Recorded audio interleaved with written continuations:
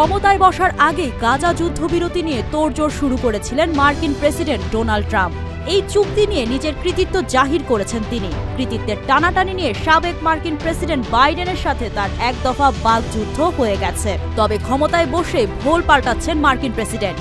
তিনি বলেছেন গাজা যুদ্ধবিরতিতে তার কোনো আস্থা নেই। যুদ্ধবিরতি চুক্তির উপর অনাস্থা জানিয়ে ট্রাম্প হাজির হয়েছেন নতুন ফর্মুলা নিয়ে। তার সেই ফর্মুলা অনেকটা গাছের গোড়া কেটে আগায় জল ঢালার মতো। মাথা ব্যথার জন্য চিকিৎসক বা ঔষধের উপর আস্থা না রেখে তিনি এবার পুরো মাথাই কেটে ফেলতে চান। গাজাবাসীকেই তিনি আর গাজায় রাখতে চাইছেন না। ট্রাম্পের দাবি গাজায় স্থায়ী শান্তি ফেরাতে এই পরিকল্পনার কোনো বিকল্প নেই। এই পরিকল্পনা বাস্তবায়ন করতে মিশর ও জর্ডানের মতো ফিলিস্তিনের প্রতিবেশী দেশগুলোর ওপর চাপ দেওয়ার কথাও জানিয়েছেন ট্রাম্প। তবে ট্রাম্পের কথায় তীব্র প্রতিক্রিয়া শুরু হয়। বিশ্বজুড়ে সমালোচনার ঝড় ওঠে। ফিলিস্তিনিরা এই সিদ্ধান্তের বিরুদ্ধে কড়া অবস্থান নিয়েছে।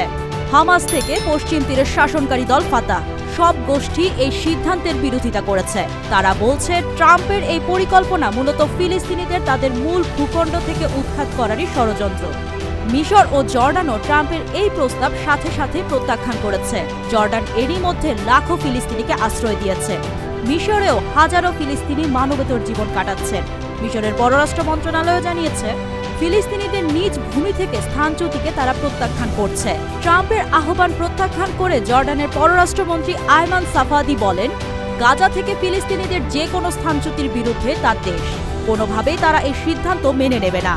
হামাসও সাফ জানিয়ে দিয়েছে ফিলিস্তিনিরা এমন প্রস্তাব মেনে নেবে না। তা যদি পুনর্গঠনের মতো ভালো উদ্দেশ্য হয় তবুও না। তারা ডোনাল্ড ট্রাম্পের তার পূর্বসূরি জো বাইডেনের ব্যর্থ ধারণাগুলোর পুনরাবৃত্তি না করতেও অনুরোধ করেছেন। হামাস জানিয়েছে গাজার জনগণ নির্বিচারে মৃত্যুবরণ করেছে, তবুও তারা মাতৃভূমি ছেড়ে যায়নি।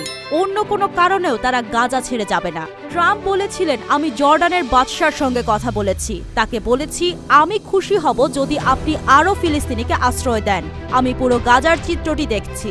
এই মুহূর্তে এটির অবস্থা যাতা, সত্যি যাতা অবস্থা। আমরা পুরো বিষয়টি পরিষ্কার করতে চাই। ট্রাম্প আরও বলেছিলেন, আমি জানি না, কিন্তু কিছু একটা হতে পারে। বর্তমানে গাজা একটি ধ্বংসস্তূপ।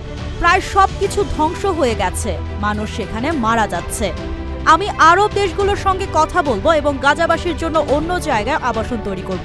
ট্রাম্পের এমন কথাকে কেবল কথার কথা হিসেবে দেখার সুযোগ নেই, তেমনটাই মনে করছেন অনেক বিশ্লেষক আমিত সেগাল মনে করেন ট্রাম্পের এই বক্তব্য মুখ ফসকে বের হয়ে যাওয়ার কথা নয়।